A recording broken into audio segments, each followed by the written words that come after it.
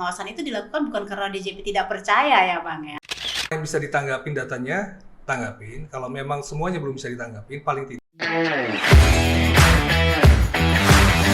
Halo kawan pajak semua, senang sekali kembali bertemu dalam podcast KPP Madya Pekanbaru dalam Rujak Rumpi Pajak KPP Madya Pekanbaru. Bersama saya Anita Sihan, senang sekali bertemu kembali dalam acara podcast yang kali ini kita akan membahas tema yang tidak kalah seru. Tentang apa? Nah, kita tahu kita telah melaporkan SPT tahunan, baik tahunan orang pribadi maupun PPh Badan. Nah, orang pribadi telah berakhir pada tanggal 31 Maret 2023 dan untuk PPh Badan telah berakhir tanggal 30 April 2023. Nah, kawan pajak semua sudah melaporkan SPT tahunan atau belum? Nah, kalau kawan pajak belum melaporkan SPT tahunan, jangan khawatir, kawan pajak masih bisa untuk melaporkan SPT tahunan. Hanya saja tidak dalam waktu tepat waktu kembali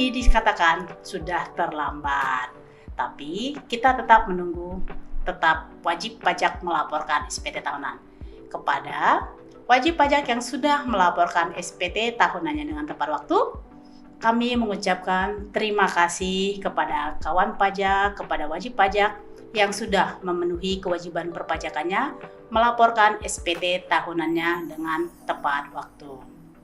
Nah, kawan pajak, kalau kita pikir-pikir kenapa sih kita harus melaporkan SPT tahunan?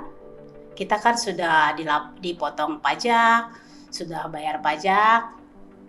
Kenapa kita harus melaporkan SPT tahunan? Nah, itu fungsinya untuk apa? Kita pernah dengar pengawasan oleh KPP. Nah, untuk membahas pengawasan ini, telah hadir bersama saya seorang account representatif dari KPP Madya Pekanbaru, seorang AR senior yang sudah malang melintang di bidangnya, di tugasnya. Mari kita sambut Bang Wendra. Halo. Halo Kak Anita. Bang Tetap Wendra. cantik seperti biasa.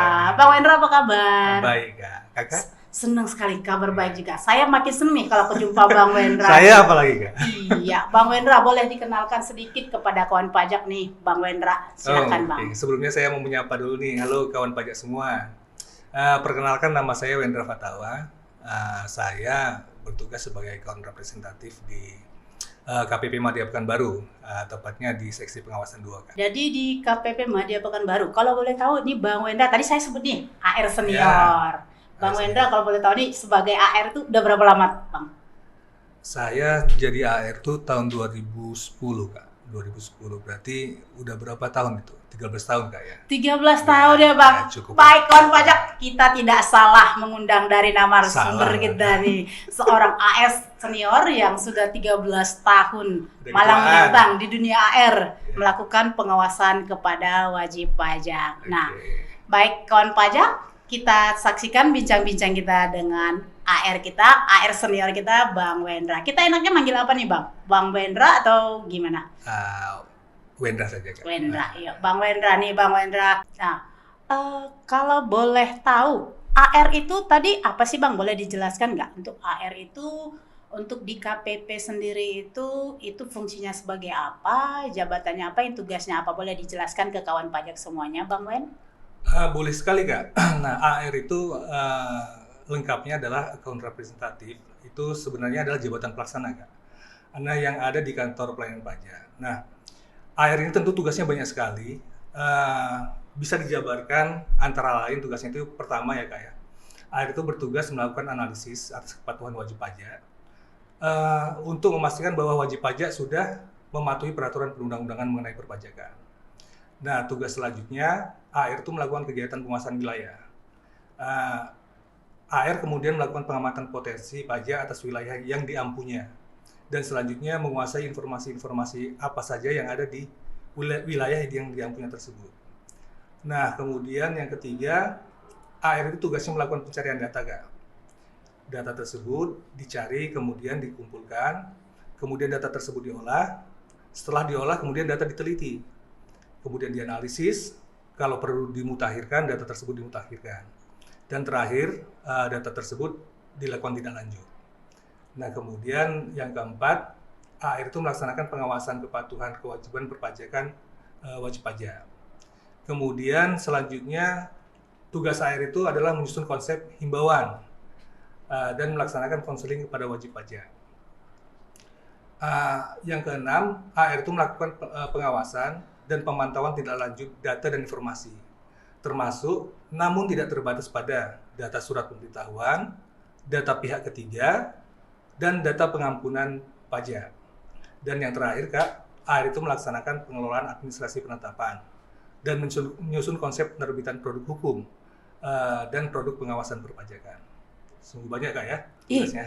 Ternyata banyak ya Bang ya. Banyak, Kak. Tugas AR itu selama ini saya kira tugas AR itu hanya sebagai pengawasan. Ternyata tadi Abang Wendra sebutkan 1, 2, 3, 4, 5, 6 ternyata 7. lebih ya dari 7, 6, 7 karena identik dengan AR, pengawasan KPP Madya oleh AR. Gini Bang Wendra, kan kemarin dibilang tadi saya di awal menyebutkan kalau SPT tahunan harus dilaporkan untuk orang pribadi 31 Maret, badan 30 April. Nah, kenapa sih wajib pajak itu harus kembali melaporkan SPT tahunan? Kan seperti orang pribadi nih ya, sudah dipotong oleh perusahaan untuk karyawan, untuk UMKM sudah menyetorkan setiap bulannya. Nah, mengapa kita harus lapor SPT tahunan tuh Bang? Jadi gini, kalau misalnya kita kembali kepada era reformasi perpajakan di tahun 1983 kayak di situ di mana orientasi pajak itu, kantor pajak itu berubah dari inspeksi menjadi kantor pelayanan. Nah di situ juga di era reformasi tersebut berubah paradigma bahwa sistem perpajakan kita berubah dari official assessment menjadi self assessment. Nah, jadi wajib pajak itu diberi kepercayaan untuk melakukan pemenuhan kewajiban perpajakannya sendiri. Nah, jadi berdasarkan sistem self-assessment tersebut, walaupun katakanlah yang kakak bilang tadi ya, karyawan itu sudah dipotong pajaknya oleh perusahaan, tapi tetap ada kewajiban dia untuk melaporkan pajak-pajak yang sudah dipotong tersebut ke negara setahun sekali ya melalui SPT, begitu Kak. Jadi terkait dengan sistem self assessment tadi. Self assessment berarti memang wajib pajak diberi kepercayaan sendiri ya Bang ya. Nah ini kan tadi wajib pajak Abang sebutkan sudah diberi kepercayaan nih. Iya betul. Nah, kan berarti DJP percaya dong sama wajib pajak ini. Apa yang dilaporkannya berarti harus diterima dong oleh DJP, kan ini berdasarkan kepercayaan. Nah tuh SPT-nya itu dia apa ini Bang? Kan sudah dipercaya nih. Iya benar. Berarti kalau misalnya dilaporkan, apa yang dilaporkan oleh wajib pajak dipercaya aja langsung oleh DJP gitu ya Bang? Kan konsep awalnya itu adalah memberikan kepercayaan kepada wajib pajak berdasarkan sistem self assessment nggak ya? Iya. Namun demikian tetap ada kemungkinan bahwa apa yang dilaporkan oleh wajib pajak tersebut itu tidak sesuai dengan ketentuan peraturan perundang-undangan. Bisa saja terjadi ketidaksesuaian tersebut bisa terjadi karena kelupaan dari wajib pajak, tidak melakukan kewajibannya, atau juga bisa dia melakukan kewajibannya tapi dia khilaf sehingga ada ketidaksesuaian, dan bisa juga karena kesengajaan. Nah, disinilah pentingnya peran dari DJP itu, terutama kami seksi pengawasan untuk melakukan pengawasan kepada wajib pajak untuk bisa mendeteksi secara dini kalau misalnya ada ketidaksesuaian tersebut. Nah, kalau misalnya ketidaksesuaian tersebut kita temukan, maka kita akan beritahu wajib pajaknya. Jadi bagi wajib pajak sendiri, mereka sudah mengetahui kalau ada ketidaksesuaian, dan akhirnya kalau mereka membetulkan atau mengkoreksi tersebut bisa lebih cepat gitu Kak. Itulah jadi sistemnya kita asistensi lah gitu ya kepada wajib pajak tersebut. Begitu. Berarti wajib pajak itu melaporkan SPT tahunan bukan karena pengawasan itu dilakukan bukan karena DJP tidak percaya ya Bang ya. Nah, berarti itu, ada beberapa faktor ya, bisa jadi karena memang kurang tahuan dari wajib pajak itu sendiri, mungkin saja kehilafan, kealpaan.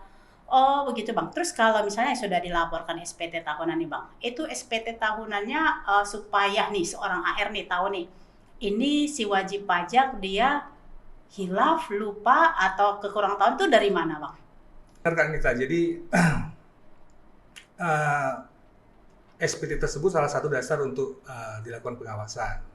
Tapi bukan berarti kalau misalnya kita tidak lapor SPT nggak dilakukan pengawasan ya Kak ya. Pengawasan tetap dilakukan kepada seluruh wajib pajak.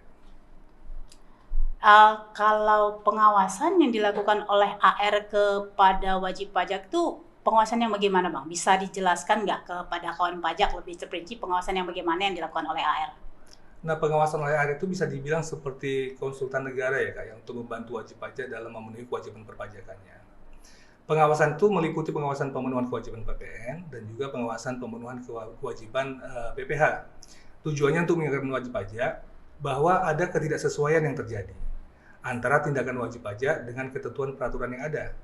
Yang mungkin itu terjadi karena wajib pajak lupa atau karena khilaf, sehingga dapat dikoreksi sendiri oleh wajib pajak secara dini.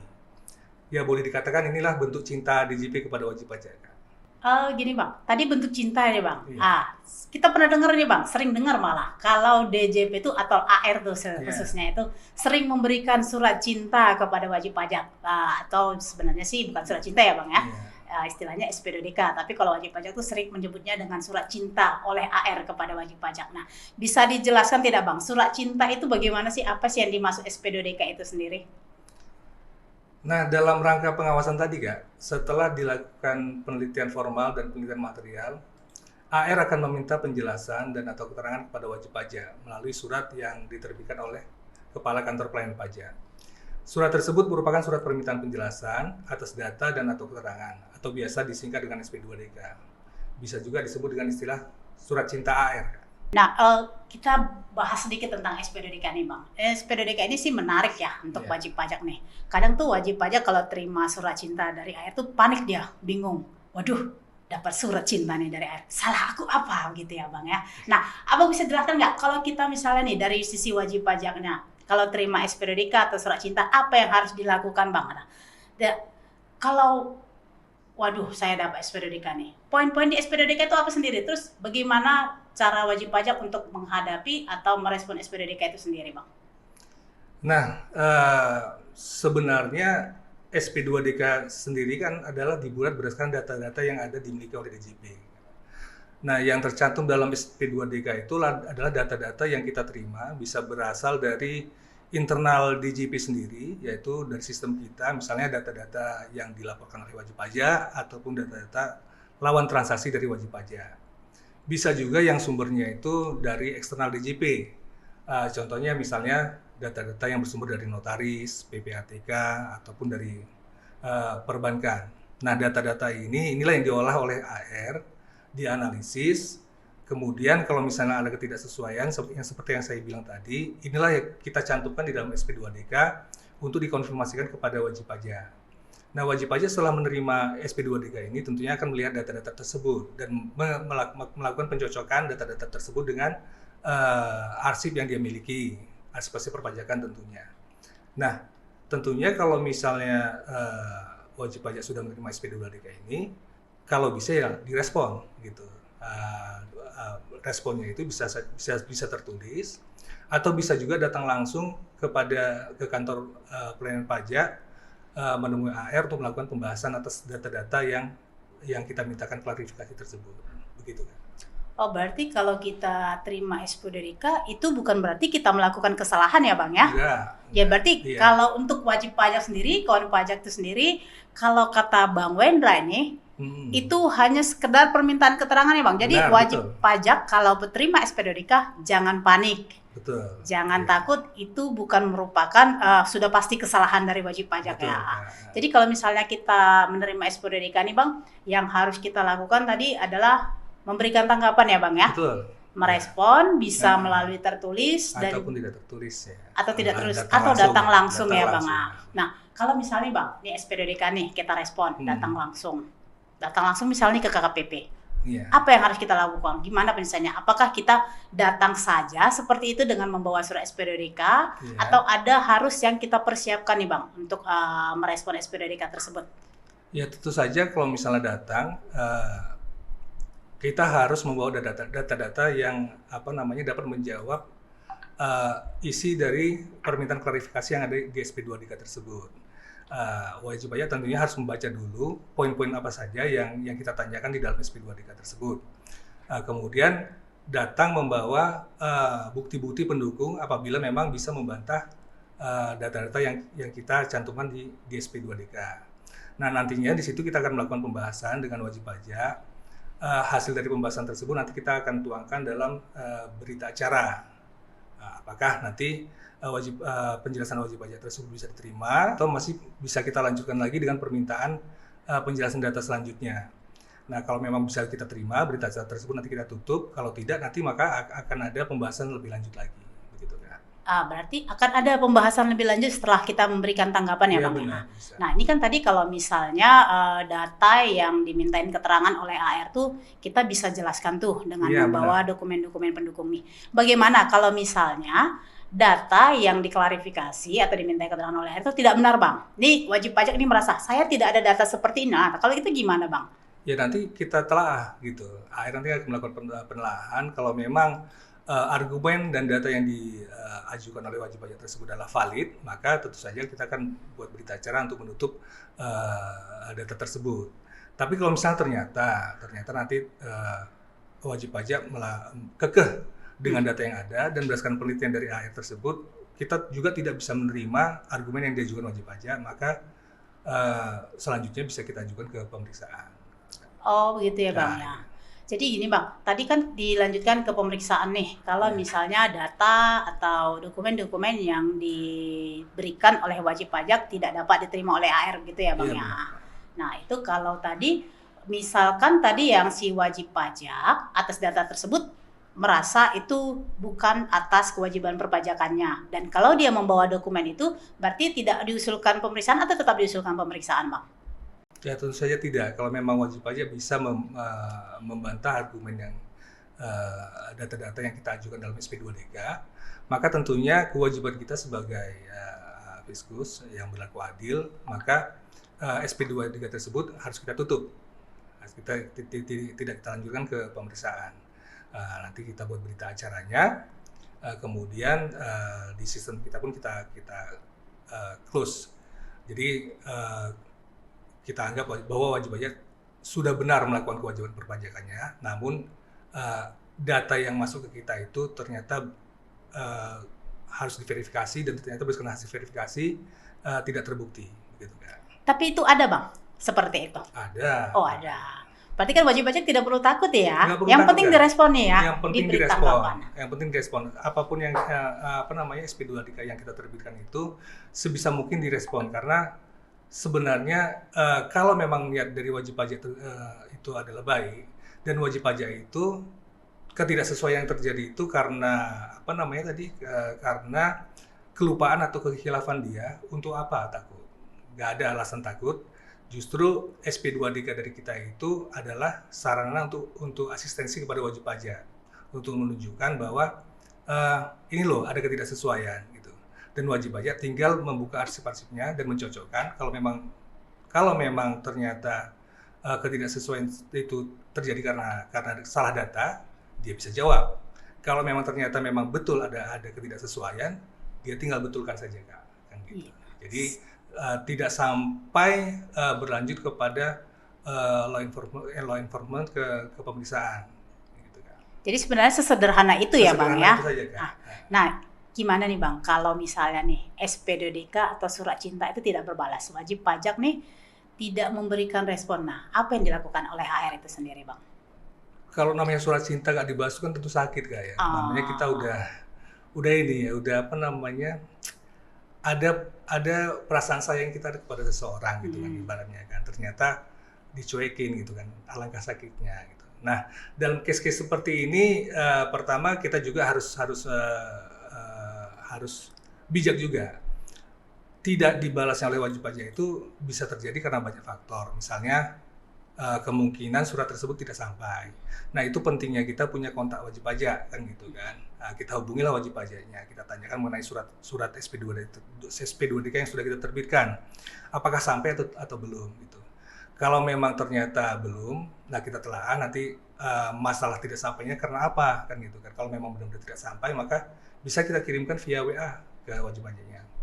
Tapi kalau memang ternyata tidak diresponnya itu karena memang wajib pajak tidak mau merespon, Nah, mungkin bisa kita lanjutkan ke pelaksanaan kunjungan kepada wajib pajak di lokasinya. Kita datangi wajib pajaknya untuk melihat jenis usahanya apa, untuk melihat potensi-potensi yang ada. Kalau memang ada terkait dengan data kita, nanti kita telah lagi. Kemudian nanti kalau memang perlu kita tindak lanjuti ke pemeriksaan, maka kita tindak lanjutkan ke pemeriksaan. Nah, makanya sebaiknya kalau memang wajib pajak sudah menerima SP2DK tersebut, seperti yang saya bilang sebelumnya, nggak ada alasan untuk tidak membalas, gitu kan. Tanggapi saja, gitu. Saran saya tanggapi saja. Nah, berarti bentuk cinta kasih itu berarti kalau SP2DK tidak direspon, masih tetap diusahakan ya Bang ya? Masih tetap, dicari, dianalisa, mengapa wajib pajak belum merespon. Bener kan? Tapi tidak langsung patah hati berarti tidak langsung patah hati. Iya. Nah, tadi kalau tidak direspon akan ada perlakuan berikutnya atau usaha-usaha berikutnya dari seorang AR mengapa wajib pajak tidak merespon dari SP2DK tersebut. Nah, kalau untuk AR sendiri mengatakan SP2DK itu tidak direspon, ada jangka waktunya tidak Bang? Sehingga seorang AR itu mengatakan ini SP2DK-nya kenapa tidak direspon? Nah, gimana Bang? Nah, ada aturannya Kak, makanya kita kan bekerja itu sesuai prosedur ya. Khusus terkait SP2DK ini, itu jangka waktu yang diberikan oleh aturan itu adalah 14 hari. Jadi dalam 14 hari wajib pajak itu dapat memberikan tanggapan secara tertulis. Nggak harus tertulis pun seperti kita bilang tadi, bisa langsung datang saja untuk melakukan konseling kepada kita, melakukan pembahasan.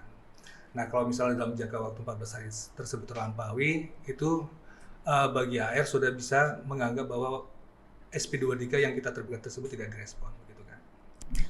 Tadi Abang sebutkan ada jangka waktunya Bang ya, berdasarkan aturannya itu 14 hari. Nah, kalau itu tahun pajak yang dimintai klarifikasi tahun-tahun lama nih Bang, misalnya nih tahun pajak 2020, itu kan kalau kita bilang kalau perusahaan tuh dokumennya banyak ya Bang ya. Benar. Itu mungkin sudah digudangkan tuh Bang. Ya. Nah, 14 hari kalau kita bongkar-bongkar gudang lagi mungkin waktunya tidak cukup nih. Itu gimana Bang? Kalau selama 14 hari itu wajib pajak belum bisa menyiapkan dokumen-dokumen yang dibutuhkan sesuai dengan SP2DK itu gimana Bang? Tentu saja, apalagi kalau misalnya skala wajib pajak tersebut besar ya kayak kami dari perusahaan, tentunya arsip yang dimiliki dia pun banyak dan kompleks ya. Jadi sebenarnya gini Kak, yang penting wajib pajak tersebut menanggapi saja dulu. Menanggapi dulu, bisa melalui surat ataupun bisa melalui by phone.